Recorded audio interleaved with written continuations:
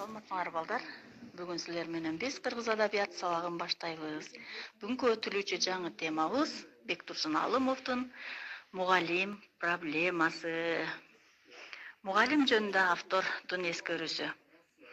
Ал мынтип эскерет. Ал адамдардын жан дүйнөсүн жаратын өзүнө билгизбей айыктыруучу дарыгер дейт.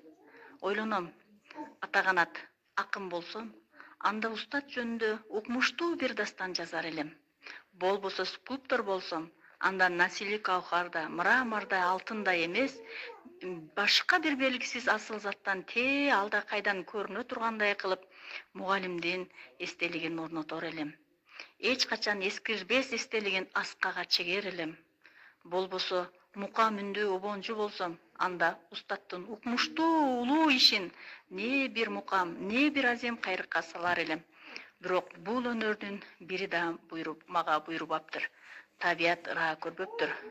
Арга канча бир шеңгел кичинекей кайрык, бир сүртүм боёк менен берчү устаттын залкар келбетин чубулжыган сөз менен берүүгө туура келет деп эскерет.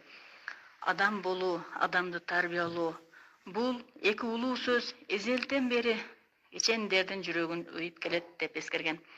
Ал эми биздин улуу жазуучубуз Чыңгыз Турокул Жайтматов дагы мугалим өзүнүн коомдогу ордун канткенде табат, канткенде мугалим чоңдор үчүн да, кичинелер үчүн да мугалим болуп кала бериш керек деп эскерген.